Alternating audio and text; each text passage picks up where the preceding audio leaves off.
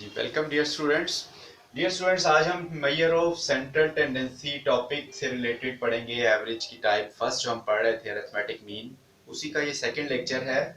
आज हमने इसके मेथड पढ़ने हैं। एक शॉर्टकट मेथड है जिसे हम चेंज ऑफ ओरिजिन भी कहते हैं, और एक है कोडिंग मेथड, उसके भी दो तीन नाम हैं, या फिर उसको स्टेप डेविएशन या फिर change of origin and scale. अब देखें, चेंज ऑफ ओरिजिन से पहले थोड़ा सा वो बता दूं कि चेंज ऑफ ओरिजिन से क्या मुराद होता है। मैथमेटिकली अगर हम वेरिएबल में कोई वैल्यूज ऐड करें या कोई वैल्यू सब्ट्रैक्ट करें तो उसको हम कहते हैं कि ओरिजिन उसका चेंज हो गया, यानी चेंज ऑफ ओरिजिन यानी सेंटर पॉइंट उसका चेंज हो जाएगा। लेट्स सपोज पहले आपके पास वैल्यूज हैं 2 4 6 8। अगर आप एक स्पेसिफिक वैल्यू इसमें जमा कर देंगे तो सब वैल्यूज जो है उसी हिसाब से चेंज हो जाएंगी और उनका सेंटर ओरिजिन चेंज हो जाएगा। इसलिए इस मेथड का नाम है चेंज ऑफ ओरिजिन या फिर शॉर्टकट मेथड। अब इसमें हम क्या करते हैं कि वेरिएबल्स, अगर हमारे पास बड़ी वैल्यूज हैं, ज्यादा बड़ी मिकदार में ऑब्जर्वेशन है, तो हम उसको थोड़ा शॉर्ट बनाने के लिए, कैलकुलेशन को आसान बनाने के लिए हम कोई एक सेंट्रल वैल्यू को या एक फर्जी रकम, फर्जी ओस जिसे हम कहते हैं, वो हम तमाम वैल्यूज में से माइनस करेंगे, यानी उसका मतलब हुआ कि उसका ओरिजिन चेंज हो जाएगा और वो बाकी जो ओरिजिन वैल्यूज हैं वो थोड़ी सी शॉर्ट हो जाएंगी। आप फिर उस वैल्यूज को चेंज करने के बाद, ओरिजिन चेंज करने के बाद फिर फार्मूला अप्लाई करेंगे। यानी एक्चुअल में ये फार्मूला होता तो उसी शेप का है, लेकिन इसको हम यूज कैसे करते हैं। अगर फर्ज करें आपने shortcut method for ungroup data के लिए करना है तो फार्मूला बनेगा X bar is equal to A plus summation D divided by N. अब यहाँ पे कैपिटल ए भी यूज कर सकते हैं, स्मॉल ए भी। अब ए है क्या यहाँ पे? ए है प्रोविजनल मीन, यानी आरजी तौर पर हम उसे मीन फर्ज कर रहे हैं, या फर्जी ओस कह सकते हैं, या आर्बिट्रेरी वैल्यू। प्रोविजनल मीन भी आप लिख सकते हैं,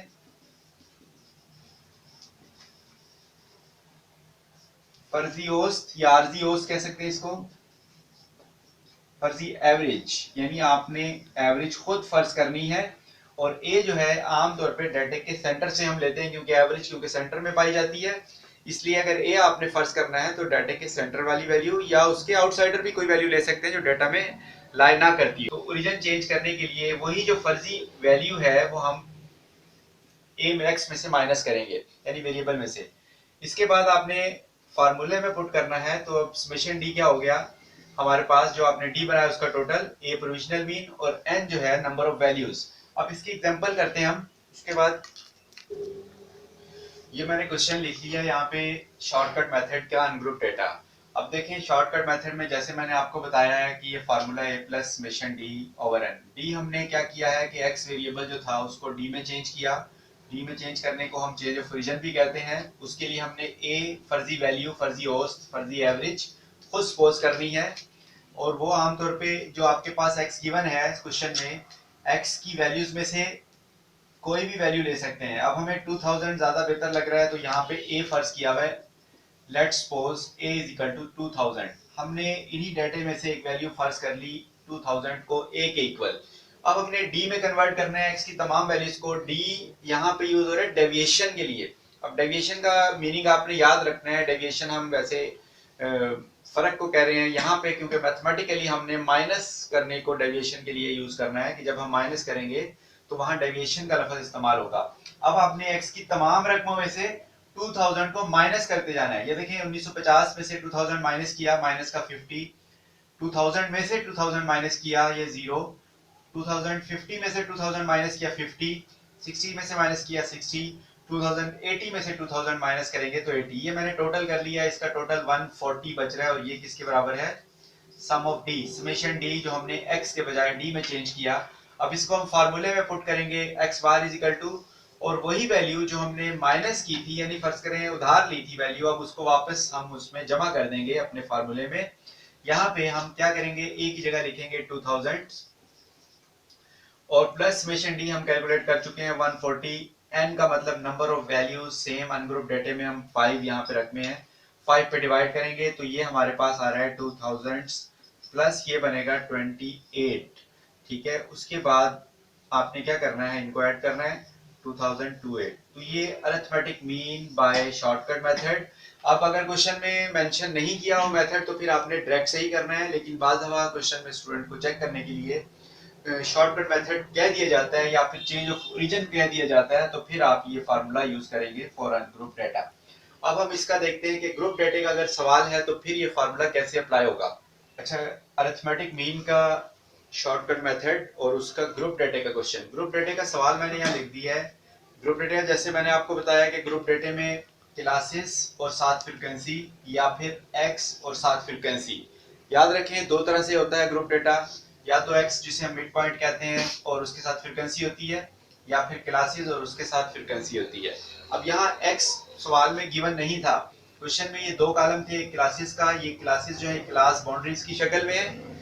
आपने इन क्लासेस से x निकालना है। उसका तरीका वही है कि 10 plus 0 divided by 2 is equal to 5, 20 plus 10 divide by 2, 30 plus 20, यानी जितनी भी लिमिट्स हैं बाउंड्रीज हैं इनको आपने आपस में प्लस करके 2 पे डिवाइड करना है।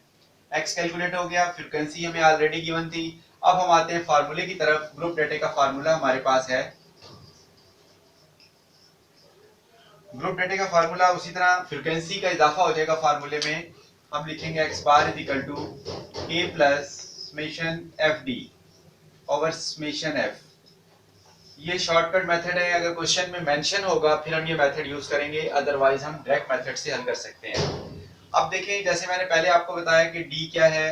d है डेविएशन x की वैल्यूज का किसी फर्जी वैल्यू से। फर्जी वैल्यू आमतौर पे हम x में से लेते हैं, तो यहाँ पे हमें 35 ज्यादा सुटेबल लग रही है, तो xi माइनस a की जगह हम लेट सपोज कर रहे हैं कि a बराबर है 35।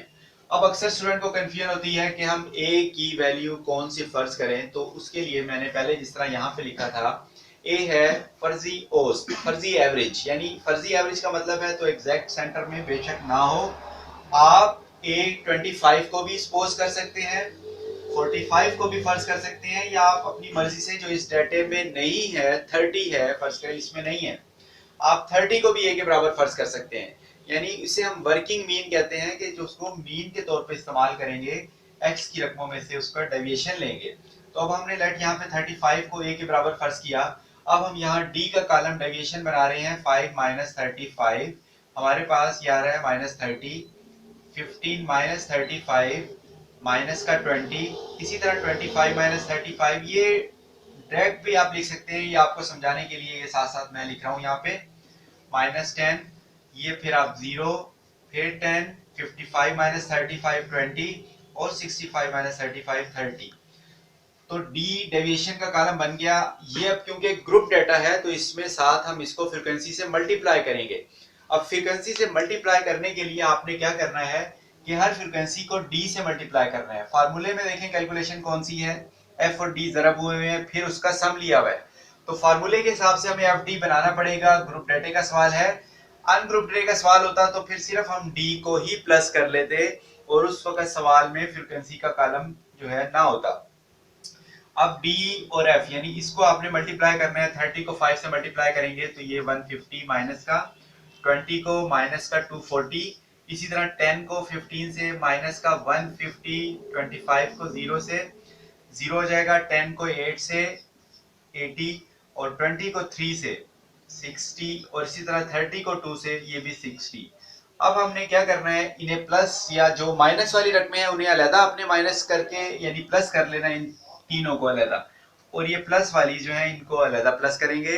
तो ये हमारे पास अगर इसका आंसर आता है तकरीबन 300, ये हो जाता है 150 150 300 और ये बनता है 540। ये माइनस का 540 आप इसको यहाँ मेंशन कर सकते हैं। और इसी तरह ये हमारे पास बन रहा है 60 60 120 और 80 200, तो ये आप इसको 200 लिखेंगे। अब आप क्या करेंगे, प्लस वाली और ये माइनस वाली आपस में माइनस हो जाएंगे, तो लास्ट में आपके पास आंसर बचेगा माइनस का 340। ये क्या है, समेशन FD।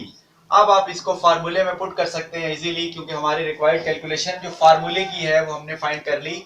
अब हम क्या करेंगे, a की जगह जो हमने लेट सपोज किया था 35 plus into minus 340 divided by frequency का टोटल कितना बन रहा है हमारे पास, ये हम चेक करते हैं इसको कैलकुलेटर से।